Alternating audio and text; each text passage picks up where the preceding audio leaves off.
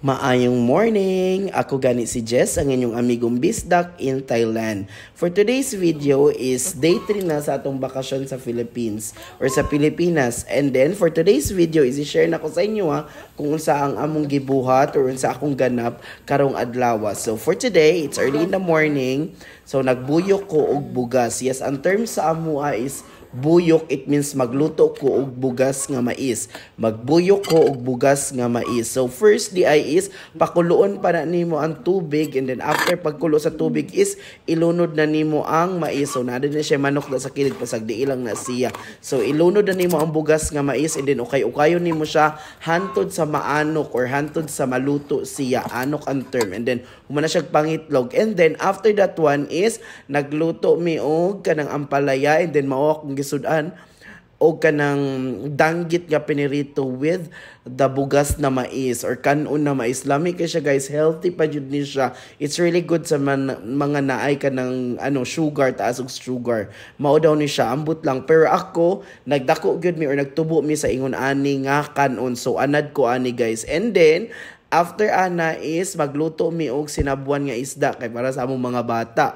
Ug para na pud sa amo so danggit siya nga sinabuan. So karon is akong gibuhat is kanang haros ko og kamunggay. I don't know sa term sa inyo pero haros ang tawag sa amo ana. And then ipakita na ko sa inyo ang akong na-collect ng mga itlog. Yes, na ay mga hugaw pa wala pa nalimpiyuhan kay mga bag-o na silang kuha guys.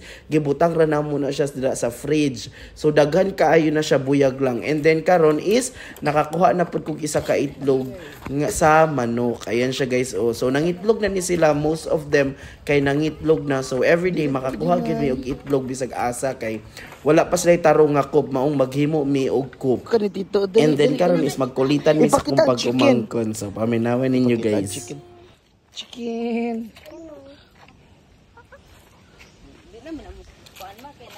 Tingin ikaw.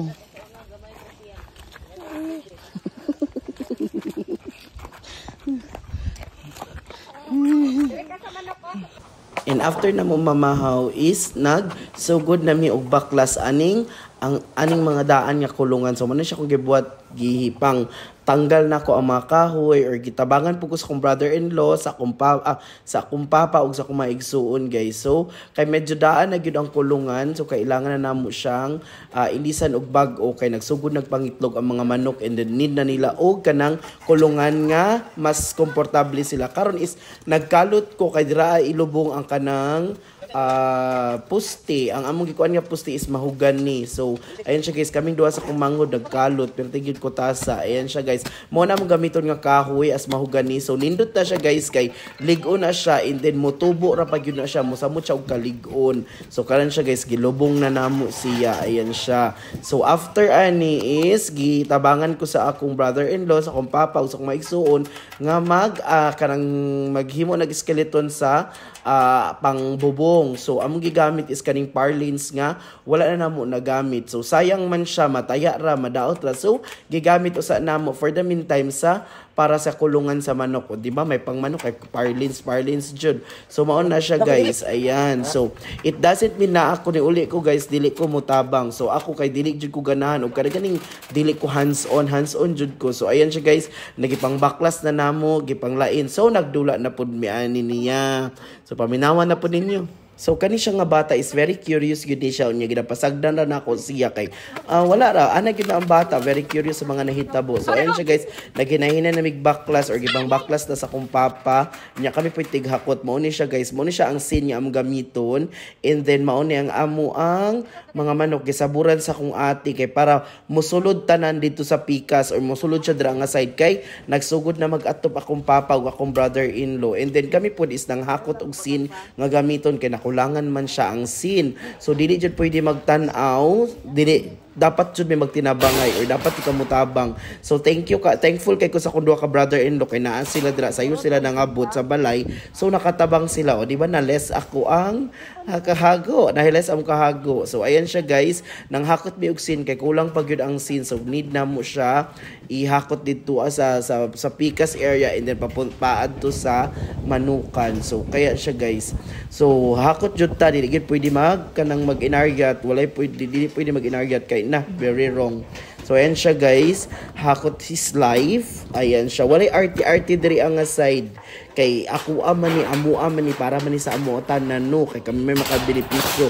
Dili lang ako pamilya ko, di kaming tanan. So mao na siya na akong brother-in-law, akong papa, mga brother-in-laws nako, ug akong papa mao sila nagsin, and then mao na ni siya ang kinalabasan. So inaana na siya guys, isa siya ka anak kay para protect na siya sa ulan.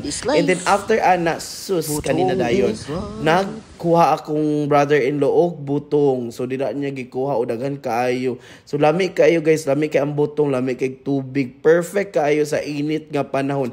Init sa Pinas actually. And then kaya so kabalo ko mo kuan oy, kabalo ko mo mutabas sa butong. Ayan, higop jud tamis kay ang tubig guys, lami kay ang tubig, perfect kaayo siya. And then after di ana nagikuha na mo na siya kay nagdala ko og jelly from Thailand. Amo atong himuon. Hamong himuon og kanang lamaw man ang term sa amo guys. I don't know kung say tawag sa uban. Pero sa amo lamaw. Pero gisagulan na ko og milk tea. And surprisingly, lami kaayo siya. And mao na siya gikuskus na sa ako ang ate. Kuskus tabangan na ko. And mao na ni siya guys. Mao na among lamaw ginatawag. Lami kay siya guys. In fairness, na-amaze ko. Mao na siya brown. Tsaka tungod na siya sa tea or sa Thai tea akong gisagol, and then mauni akong pag-umangkon, o diba? So mauni akong duha ka pag-umangkon, siaw kayo buyag lang buyag. So daghan na rin kong pag-umangkon guys, so medyo alam na tiguwang na gyud, pero laban na gihapon. So tan-awa na siya ron mo, sayo na siya siya isa. So let's work.